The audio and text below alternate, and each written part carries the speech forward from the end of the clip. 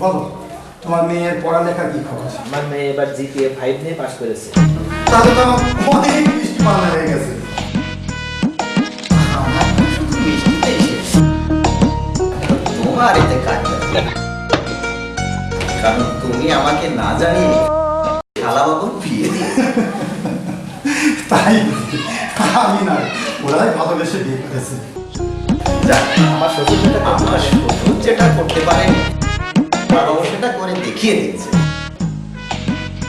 কিন্তু শালাবাবু তোমাকে আমি ভালোবাসি। হ্যাঁ, তোমার শালাবাবু ভালোবাসা আমাকে পড়তে সাহায্য করেছি। কি বলে জানো,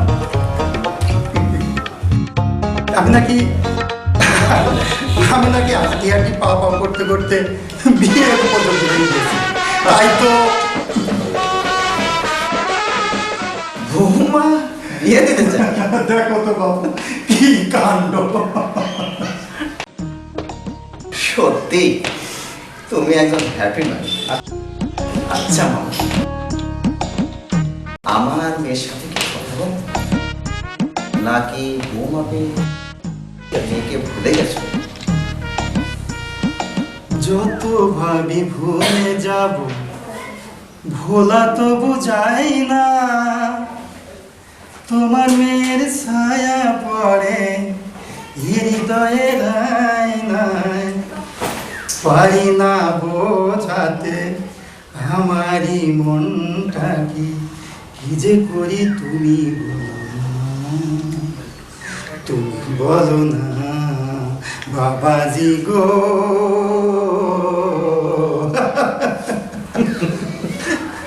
স্বপ্নার মা,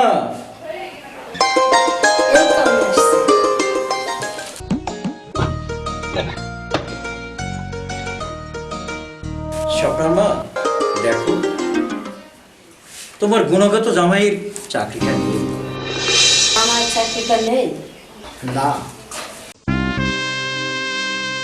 তোমার জামাই যে কোম্পানিতে চাকরি করতো সেই কোম্পানিটি সরকার বন্ধ করে দিয়েছে। তার মানে তোমার জামাইয়ের চাকরিটা নেই। অন্তত একটিবারের জন্য মেয়েটার সামনে গিয়ে দাঁড়াবো। যাব, তবে শেষবার আরো একবার চেষ্টা করে দেখা যায় স্বপ্নাকে ফিরিয়ে আনা যায়। যেহেতু স্বপ্ন আজও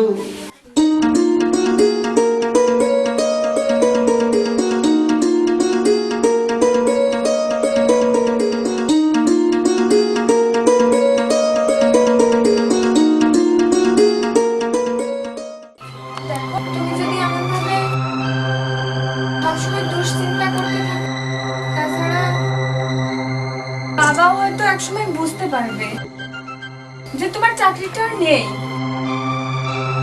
আমি আমার নিজেকে নিয়ে ভাবছি না। আমি আমার নিজেকে নিয়ে ভাবছি না, ভাবছি বাবাকে নিয়ে, ভাবছি তোমাকে নিয়ে। বাবা কত কষ্ট করে দিন রাত অজস্র পরিশ্রম করে আমাকে উচ্চ শিক্ষায় শিক্ষিত করিয়েছে স্বপ্না। আমি পারলাম না বাবার সেই কষ্টকে মুছে দিয়ে একটু সুখের প্রদীপ জ্বালাতে। তরুণের চাকরি নেই। দেখো, তোমার মনের কষ্টটা আমি বুঝতে পারছি। সবকিছু সমাধানকারী তো একমাত্র ওই উপর আল্লাহ। আল্লাহর প্রতি আমার অগাধ বিশ্বাস আছে। তুমি দেখো, তিনি অবশ্যই আবার একটি চাকরির ব্যবস্থা করেই দেবে।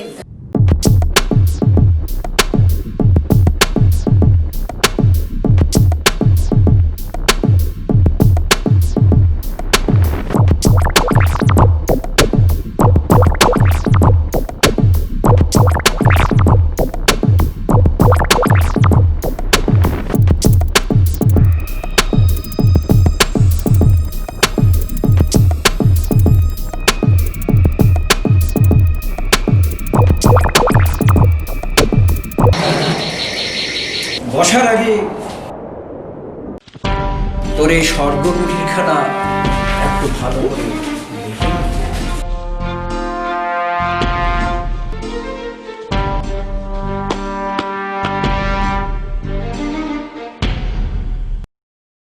শুকনো ডাটা আর আলু ভর্তা এই আমার বাড়ির কুকুরেও কখনো মুখ সামনে কথা বলো, এটা ভদ্রলোকের বাড়ি। তরুণ, ওনাকে বলতে দাও। তুমি এখানে কেন এসেছো বাবা? স্বপ্না, তোর জানাও শিখার অনেক বাকি আছে। এই জীবনটা শুধু এতটুকু নয়, অনেক বড়। আমি তোর বাবা। এই সমাজের প্রতিটা বাবাই চায় তার সন্তান সুখী হোক।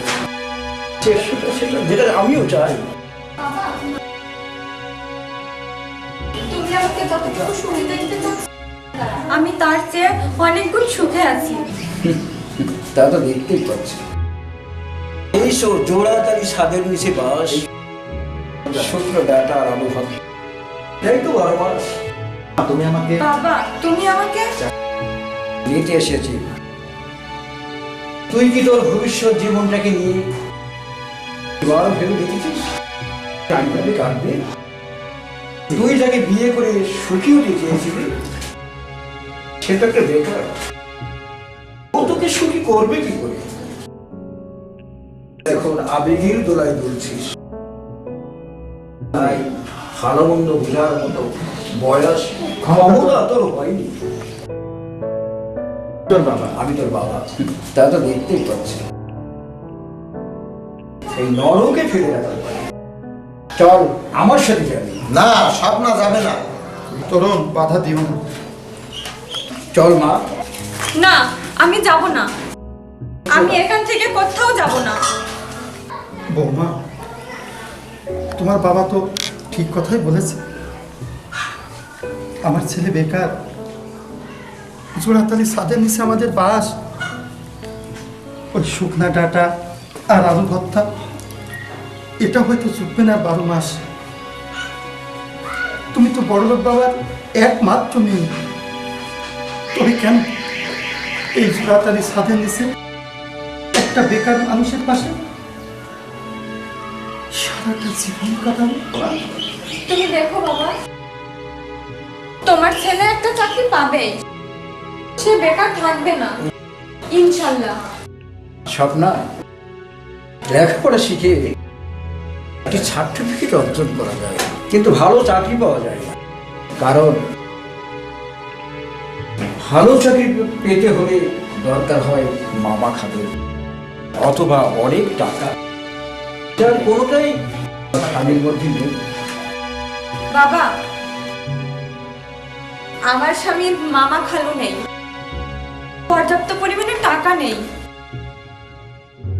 কিন্তু যাদের পাশে মামা খালু নেই, পর্যাপ্ত পরিমাণে টাকা নেই, তাদের পাশে একজন আছে বাবা, ওই সৃষ্টিকর্তা, যিনি সমস্ত কিছুর পরিচালক।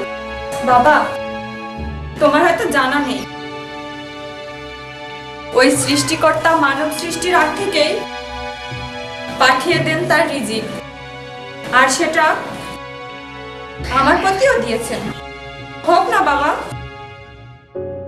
সেটা আলু ভর্তা আর শুকনো ডাটা, তাতে আমি খুশি বাবা, তাতেই আমি খুশি। আমি আজ তোর ভালোবাসার কাছে, তোর জ্ঞানের কাছে, ধৈর্যের কাছে আমি হেরে গেলাম বাবা। আমি আর কখনো তোর সুখের প্রদীপ নেভাতে আসবো না। যাওয়ার পথে দোয়া করি তুই যেন তোর সংসার নিয়ে কি হোস মা, কি হোস। বাবা,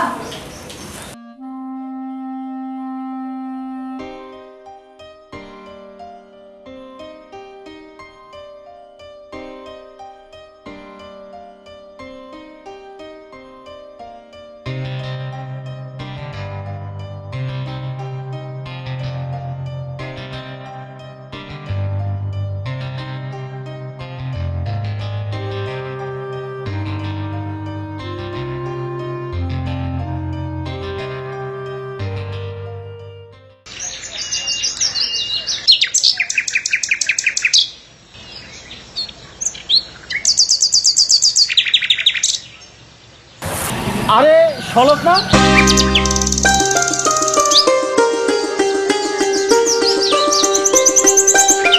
আপনাকে কেমন চেনা চেনা লাগছে। আমাকে চিনতে পারছিস না? আরে আমি তোর বন্ধু মেহেদি। মেহেদি, ও একসাথে লেখাপড়া করতাম সে। আমি তো ছোটবেলার বন্ধু। ওকে এত কাছে পেয়েও আমি চিনতে পারছি না। আয় কোলাকুলি করি। এই, বন্ধু কখনো বন্ধুকে ভুলতে পারে না। তা কেমন আছিস বল? আচ্ছা, তোর ছেলে তরুণ এখন কি করছে? নিশ্চয়ই অনেক বড় হয়েছে। তা লেখাপড়া ছেলে ও বৌমা আবার বৌমাও হয়ে গেছে। ওরা দুজনাই ম্যানেজমেন্টে অনার্স করছে। বৌমা দুজনেই ম্যানেজমেন্টে অনার্স করছে। চল বাসার দিকে যাই। চল চল, অনেক চল দিন পর বন্ধু। দেখা, অনেক মজার গল্প হবে।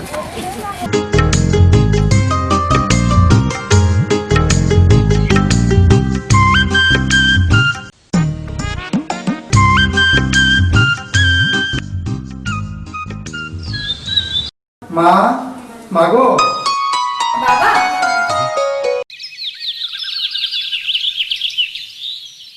বাবা, উনি কে?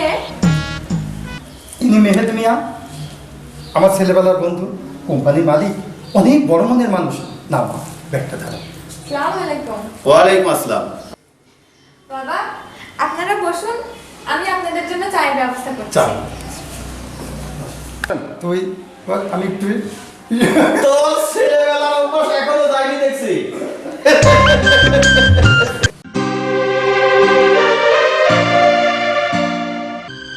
আরে তুই এখনো দাঁড়িয়ে আছিস? বস বস বস বস, পাগলের মতো এখনো দাঁড়িয়ে আছিস।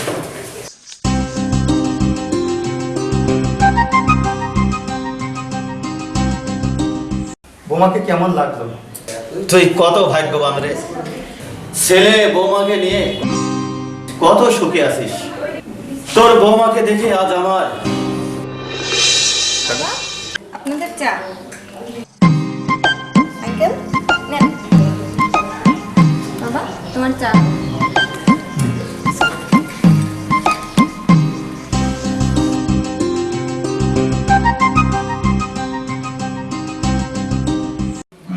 বোমাকে দেখে কি যেন বলতে গেলি?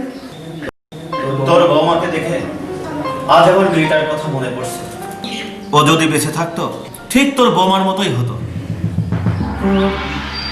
মেয়ে বেছে নেই? না, একদিন মেয়ে ও মেয়ের মাকে নিয়ে চিটাগং যাওয়ার পথে একটা অ্যাক্সিডেন্টে মা ও মেয়ে দুজনেই মারা যায়। তো এত বড় অ্যাক্সিডেন্ট, অথচ আমি জানি না।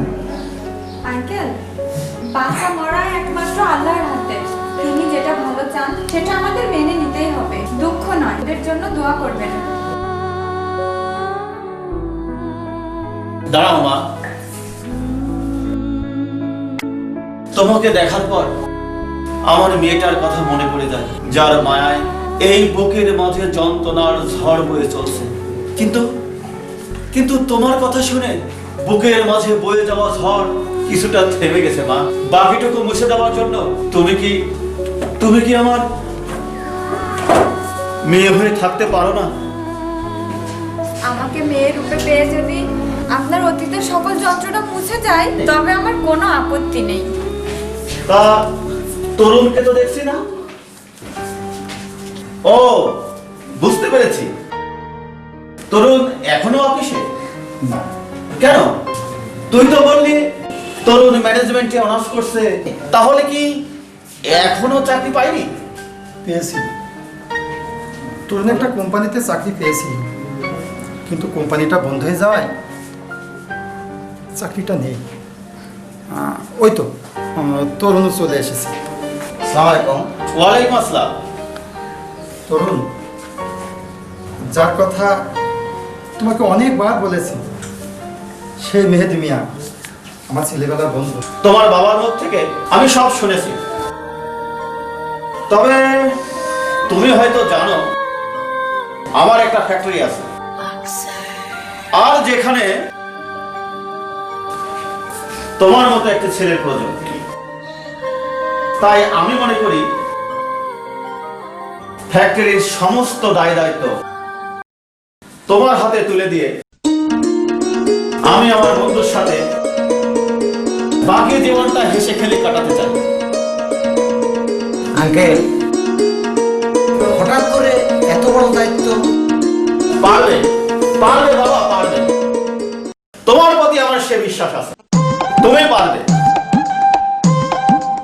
তুমি করবে ফ্যাক্টরি ম্যানেজমেন্ট, আর আমার এই মামনি করবে সংসারের ম্যানেজমেন্ট। কি মা, পারবে না? পারবো বাবা, পারবো।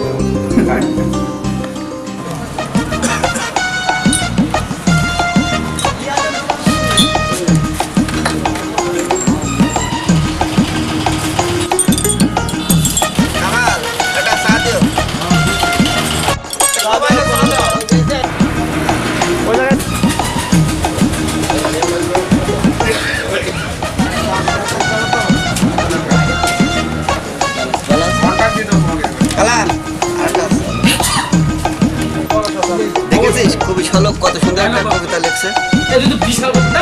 ওই দেখি দেখি। হ্যাঁ, এত চা।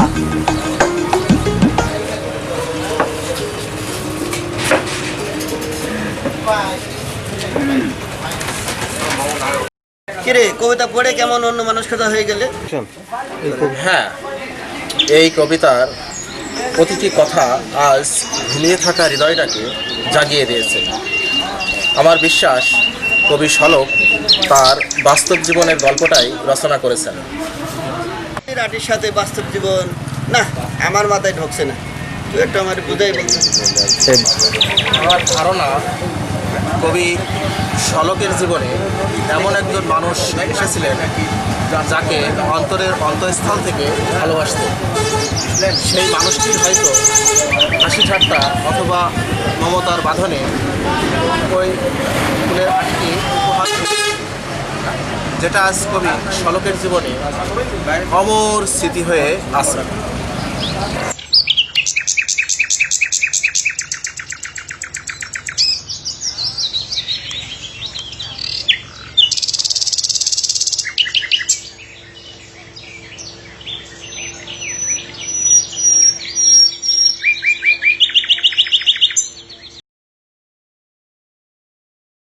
ও, তোকে তো একটা কথা বলা হয়নি। আমি আজ নাইটে চিটাগাং যাচ্ছি। হঠাৎ এই সিদ্ধান্ত? না, ভাবছি অনেকদিন তো চিটাগাং যাইনি, গিয়ে তরুণকে পাঠিয়ে দেবো। আমিও কয়েকদিন ভাবছি যে তোকে বলবো এই কথা, যে তরুণ তো অনেকদিন গেছে, কয়েকদিনের জন্য বাড়িতে পাঠিয়ে দেওয়ার কথা। যাক, কথাটা আমি খুব খুশি হলাম।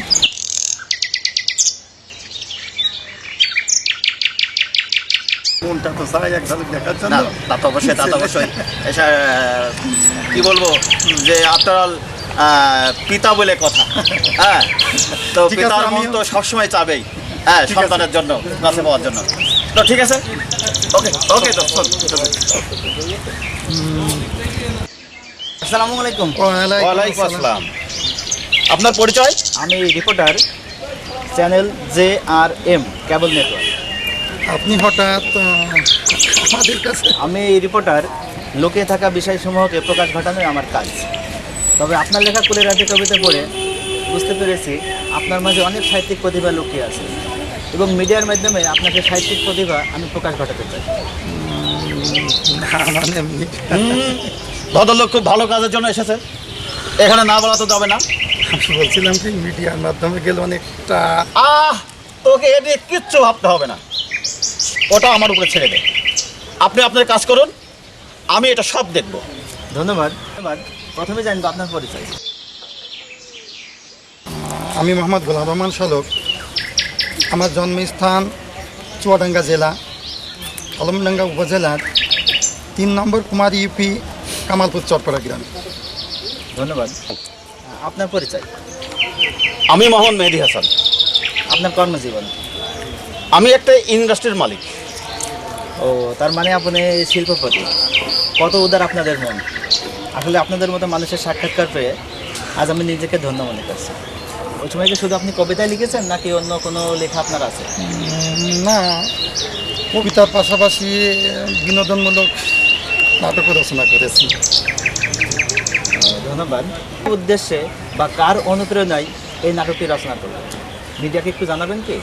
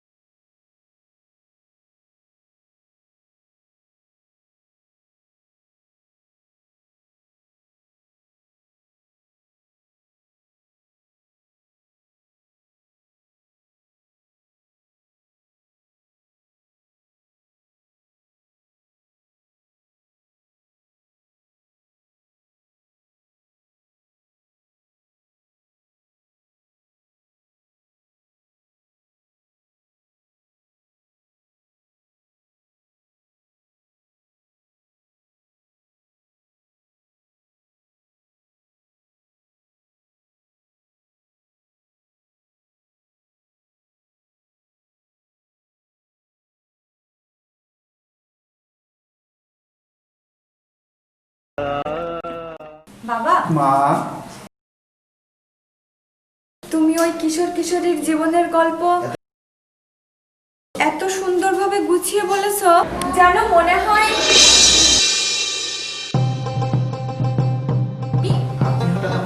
আপনি হঠাৎ আমাদের বাড়ি। তোমার তোমার শ্বশুরের সাথে আমার কিছু কথা আছে। ওনাকে চলে যেতে বলো। ওনার সাথে কথা বলার আমার কোনো ইচ্ছা নেই। বাবা, কেউ যদি উপযাচক হয়ে কিছু বলতে চায়, সেটা শোনা মানুষের কর্তব্য। আমি আমার আত্ম অহংকারের আবেগের বশে নিজেকে তোমার কাছ থেকে আড়াল করে অনেক অন্যায় করেছি।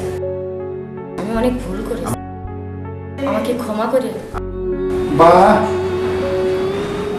তুমি তো অনেক সুন্দর অভিনয় করতে জানো। তুমি যদি সিনেমার অভিনেত্রী হতে না, ওই ভারতের বিন্দু মাসিও তোমার কাছে হার মেনে যেত। কত সুন্দর বিনয়ী কথা। ভুল করেছি না, ভুল তুমি করনি, ভুল করেছি আমি। তুমি যেদিন সংসার ছেড়ে স্বামী সন্তানের মমতাকে ত্যাগ করে আমাকে আপন করে পাবার জন্য পথে বেরিয়ে এসেছিলে, সেদিন তোমার মাথায় কলঙ্কের বোঝা না চাপিয়ে তোমাকে সম্মান ফিরিয়ে দিয়ে ভুল তো আমি করেছি। তোমাকে একজন আদর্শবান নারী হয়ে স্বামীর প্রতি, সন্তানের প্রতি, সংসারের প্রতি মমতা হয়ে দিতে হবে। বিশ্বাস করো, তোমার ভালোবাসার কাছে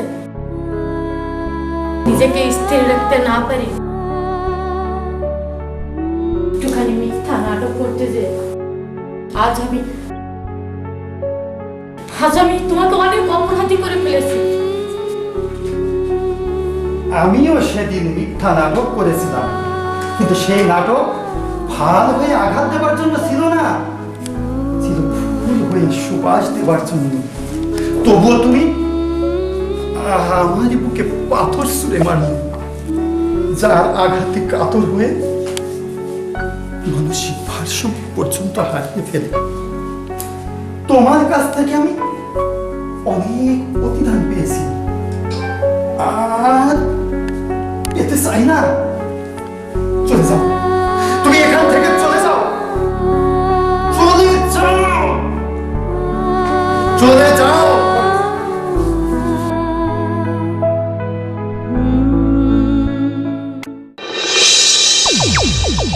তুমি তুই একদম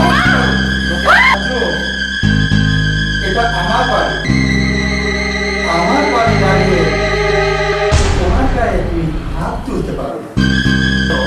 আমি একটি দিনের জন্য সুখী হতে পারি। জমিলা, রাজু বলছিল একটি সিন্ধুক আছে। আমার বিশ্বাস অন্যের সিন্ধুকের চেয়ে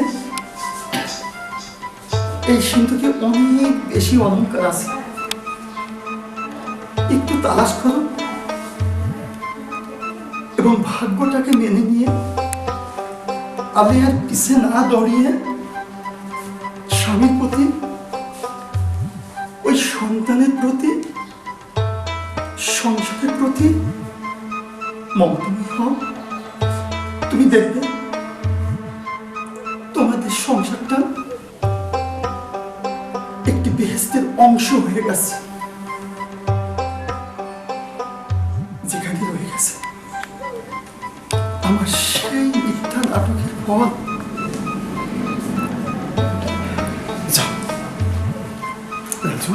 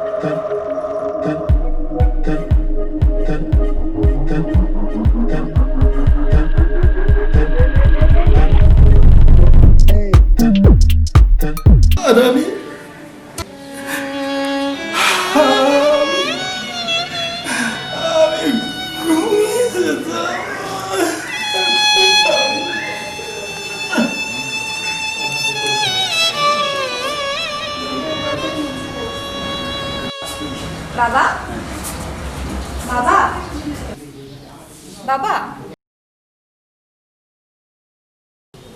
বাবা দেখছি ঘুমিয়ে গেছে। এটা তো মায়ের ছবি না, এই মুহূর্তে বাবাকে জাগানো ঠিক হবে না, আমি বরং যাই।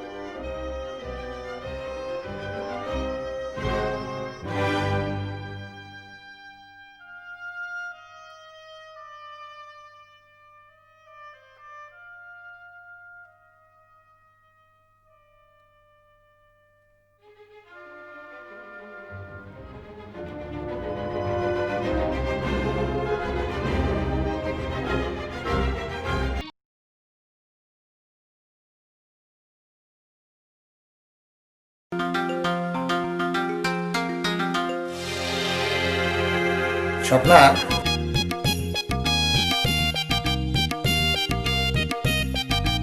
তুমি আজ আসবে একবারও জানালে না তো? তোমাকে সারপ্রাইজ দেব বলে। আজ আমিও তোমাকে একটা সারপ্রাইজ দেব। আমাকে সারপ্রাইজ?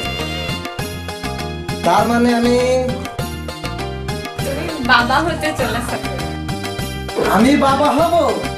ইয়া